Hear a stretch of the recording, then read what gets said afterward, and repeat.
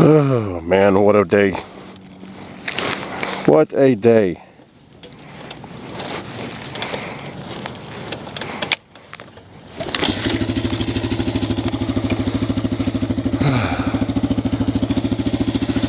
So far, spent the morning running around looking for parts to fix my Ford Super Duty. Back in, I'd say August, had a heater core went out in it.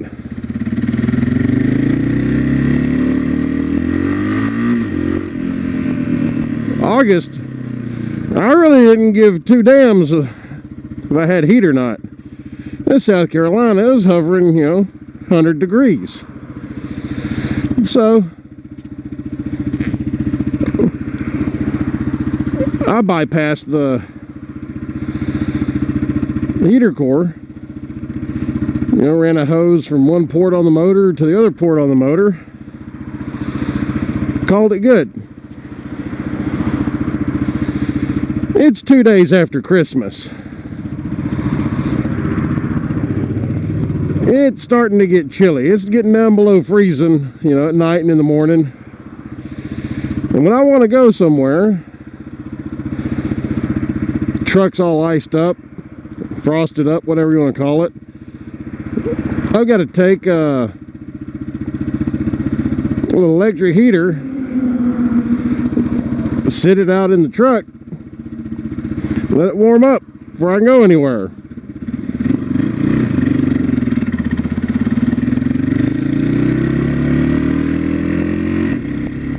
That is something of a pain in the ass.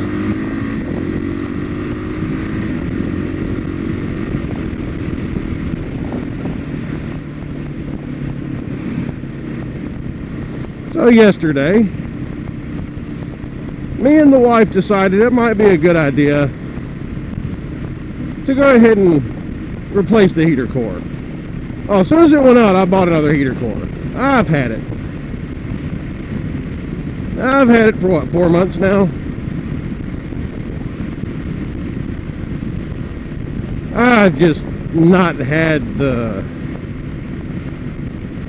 desire to mess with it. So I went out yesterday, and in theory, removing the heater core in this truck, it's a fairly simple and straightforward job. You got 3 screws that hold the glove box in. Take those 3 out. You've got, I believe, 7 screws that will hold the cover for the heater core in. So you take those 7 out. Take that little door off. You gotta remove the actuator. It's not a big deal. But then you've got these quick connects where the heater hoses go onto the the outlets on the heater core.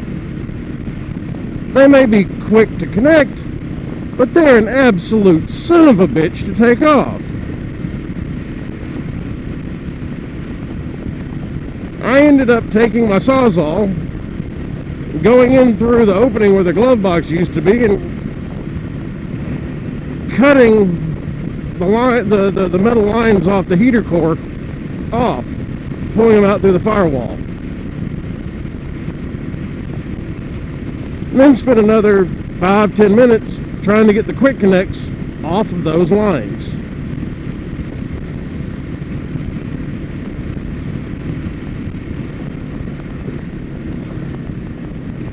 So, we come to today, and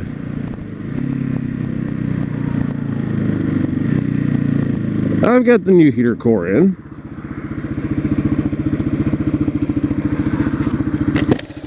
I'm getting ready to hook up lines. And,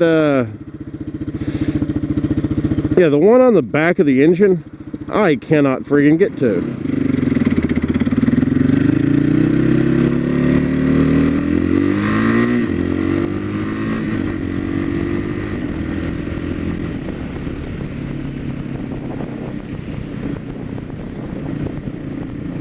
I'm trying it from the top of the motor. Excuse me. I'm trying it from the bottom of the motor. And I've gotten to it before. I know this. I know it can be done. But I just cannot friggin' get an angle on it and reach up. So I've decided, screw it. That's not coming off. I'm just going to get an adapter. Hook up this redneck engineering I've got going on from the back of the engine up to the line that's supposed to go there, that's connected to my heater core. So I had to get a 5/8 to 5/8 adapter, and well, I can't find one anywhere. So I went over to Tractor Supply, which is one of my all-time favorite stores anywhere. And lo and behold, they had exactly what I was looking for. So I picked it up. I'm gonna head back to the house and see if I can't get this truck back on the road with heat. Today's not bad. It's in the 40s right now, I think. But I don't know. Next few days, it's supposed to drop down below freezing again. I know. I'm getting extreme sympathy from you guys up north who are shoveling out a couple of foot of snow, just really wishing that it would get above zero. And I'm out here on the motorcycle, rolling the DR through the back roads, enjoying the sunshine. I know it's rough, but I really think that the engineers, the people that design vehicles, should be forced to spend a year working on the vehicles they design. I know that they're designed for ease of assembly.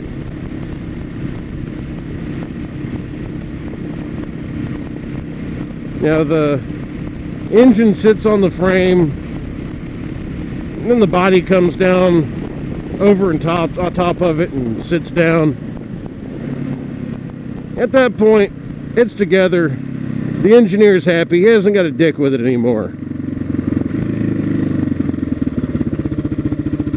But then you come across guys like, me, probably you, that really like to do their own maintenance on their vehicles.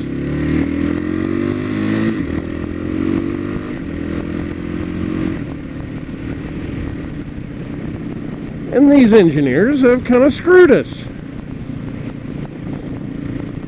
When I was a young man, I had a 65 Galaxy, big block in it. I could crawl up underneath the hood, sit down and have complete and total free access to anything and everything. I mean, it was glorious. I had a set of 2-inch primary headers on the thing. There were no problems.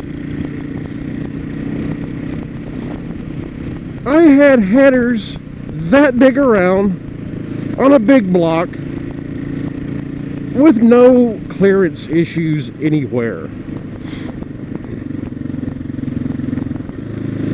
I wanted to remove the engine. I reached around behind it and took the transmission bolts out. No problem. I had a 79 Ford that was a pickup truck, F-150 4-wheel drive. It was the same damn way.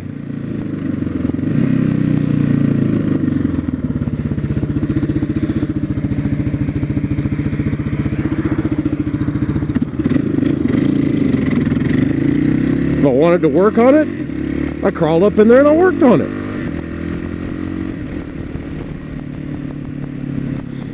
It didn't matter, I was a big guy or not. I had room. And it was good. And then the engineers had to screw it all up.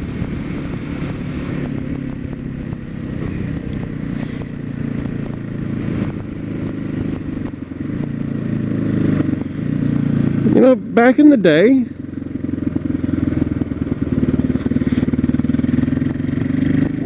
you need to change the timing chain or timing belt on your vehicle. You know, you went out and did it. It took you a couple hours maybe. But you went out and handled your business.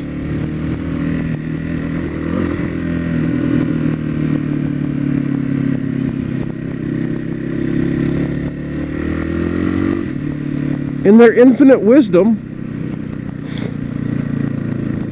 some manufacturers have decided the timing chain or the timing belt or whatever it is, you know, your particular vehicle takes, needs to be on the back of the engine.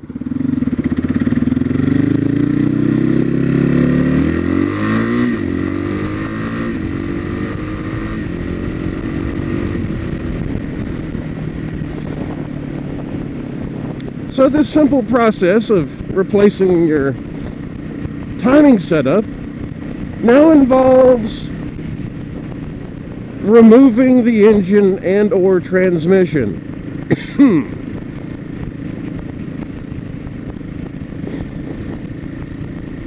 I've seen plenty of guys with Volkswagens and Audis sell the vehicles rather than fix them.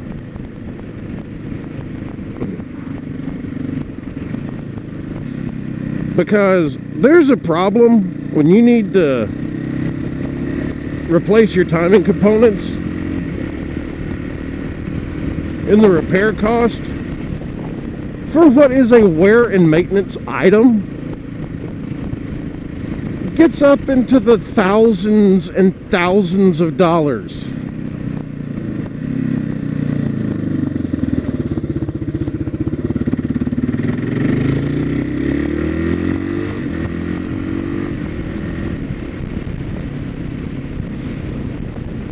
I don't know, I think that's part of the reason that I really like the DR650. It's simple. And for a guy like me, you know, that grew up on the cars of the 50s, the 60s, the early 70s, it's kind of nice to have something that's simple.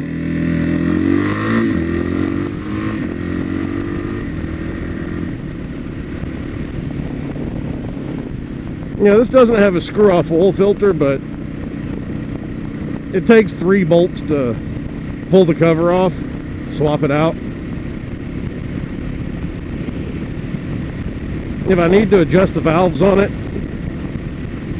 it's got screw and lock valve adjusters. Slide a feeler gauge in there between the rocker and the head of the valve. Yeah, there's too much clearance. You back off the lock nut. You adjust the screw adjuster in the middle. Get your proper clearance. Lock it back down. I'm not swapping out shims. As much as I love the look, the way they run, the sound of a Ducati, I don't want a dick with desmodromic valve action. I really don't. I mean, in the past I looked at them because they're rolling sex, I'll admit it. They're just absolutely freaking gorgeous.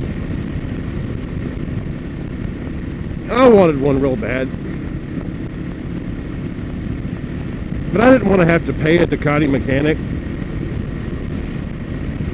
And I really didn't want to go through the process of learning what to do. That's when I was younger. I'm a little older now. I really wouldn't mind learning. Seems like it'd be kind of cool. But it's still swapping out shims.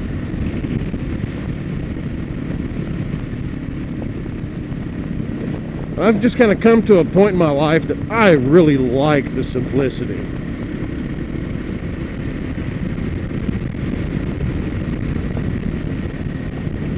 That's why I'm drawn to the big single. They had 2 spark plugs. I got 1 carburetor.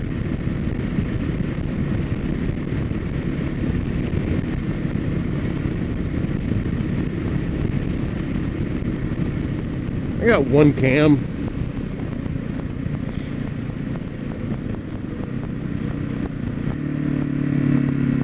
It's just pretty cool.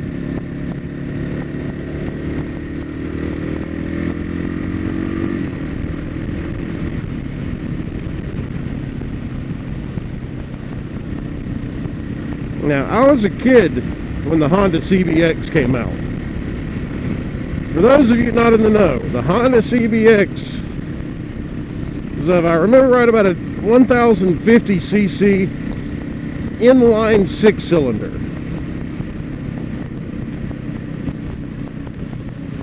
And people, you know, as much as there were people that loved it, there were people wigging out about the complexity on this bike.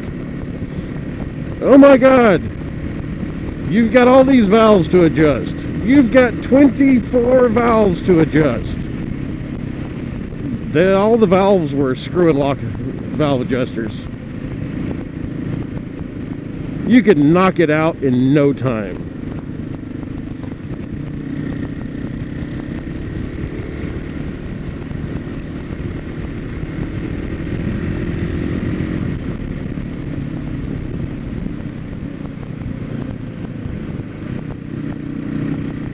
I figure it's an easy bet that in the time it takes you to do an actual valve adjustment on like a KLR, you know, single cylinder KLR, you could probably adjust all 24 valves on that CBX. Excuse me. Because things have gotten too complicated.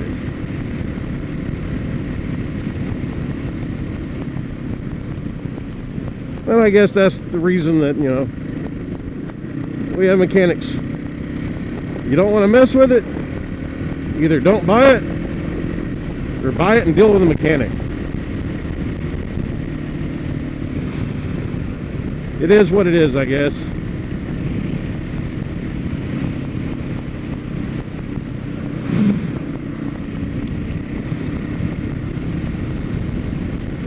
And I'm almost home.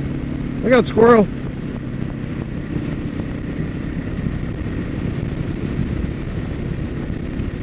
You ready to cross over my little small section of Lake Hartwell? Maybe a couple hundred yards off of this when I get to the house. Not too bad. I enjoy it. So until later, I'll be signing off.